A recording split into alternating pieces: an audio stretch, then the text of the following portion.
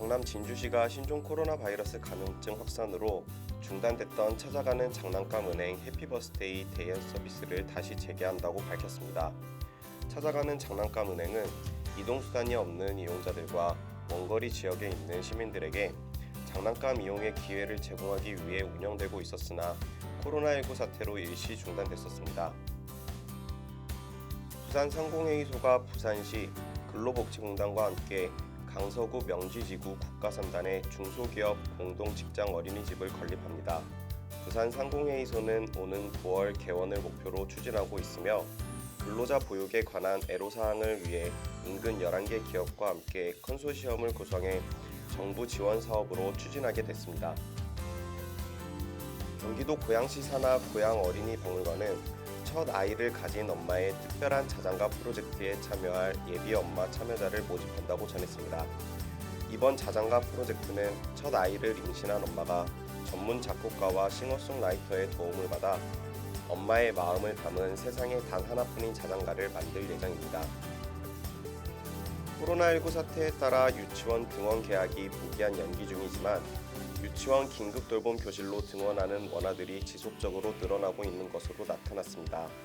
서울의 경우 지난주 전체 원아 대비 30%를 넘겼으며 원격 수업이 진행 중인 초등학교도 2만 명을 처음 넘어선 것으로 나타났습니다.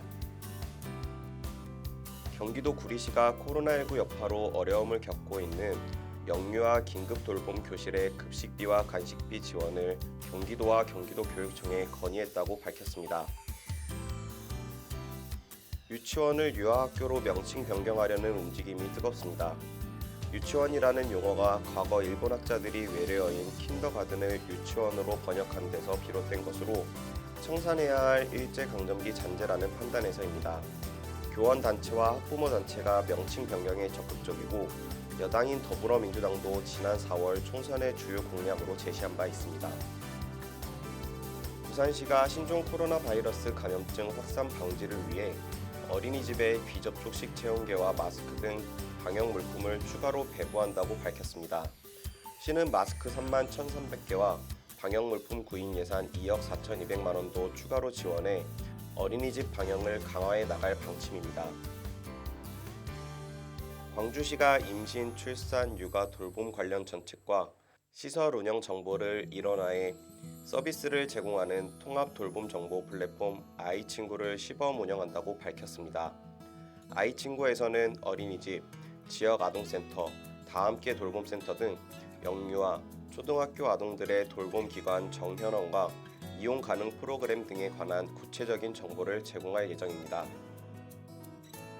경상북도가 저출생 극복 및 기반 구축 공모 결과 도내 시군이 제출한 12개 사업을 선정하고 총 10억 원의 사업비를 지원한다고 밝혔습니다. 저출생 극복 분야 5개 사업에는 보조금 4천만 원씩, 저출생 대응 기반 구축 분야 7개 사업에는 1억 원씩 지원할 예정입니다. 경기도 양평군이 양평군 기업인 협의회, 정우교육, 광의어원과 3자녀 이상 출산 가정 지원을 위해 업무 협약을 체결했습니다. 업무 협약에 따르면 올 1월 1일 이후 출생한 셋째 아이 이상 출산 입양 가정에 가정당 11만 5천 원 상당의 축하 선물 세트를 지원할 예정입니다. 인천시 교육청 학생안전체험관이 초등학교 돌봄교실 학생들을 대상으로 찾아가는 안전체험 교육 프로그램을 진행하고 있습니다. 초등학교 1, 2학년 발달 단계에 적합하도록 구성된 프로그램은 안전정보 제공과 생활 속에서 실천할 수 있는 재난재해 대비 훈련 중심으로 기획됐습니다. 부천교육지원청이 예산 부족 이유로 일부 학교에 열화상 감지 카메라를 미설치해 학생들과 학부모들의 불만이 가중된 가운데 부천시가 결국 카메라 설치 예산을 지원키로 결정했습니다. 부천시에 따르면 370명 이하의 14개 초등학교와 5개 중학교에 추가로 설치할 예정인 것으로 전해졌습니다. 광원도 하천군이 자체 운영 중인 교육복지시설 정비를 거의 마쳤다고 전했습니다. 코로나19로 인한 운영 중단 상황이 정부 지침에 따라 5월 중 풀릴 것으로 예상됨에 따라 하천군은 학습관, 도서관, 어린이 도서관 등을 정비했다고 밝혔습니다. 충남 서산시는 초등학생용 온라인 학습 콘텐츠인 문화탐방TV를 제작하고 유튜브를 통해 제공한다고 밝혔습니다. 문화탐방TV는 코로나19 여파로 비대면 교육 중인 초등학생들의 현장 학습 공백을 온라인을 통한 간접 경험으로 해소하기 위해 제작됐으며 관내 교육기관과 협업을 통해 추진됐습니다. 전북 장수군 애양교육진흥재단이 초등학교 4, 5, 6학년 학생들에게 원어민 화상 영어 교육을 지원한다고 밝혔습니다. 수강료는 월 1만 원으로 군은 선착순으로 총 100명을 선발한다고 전했습니다.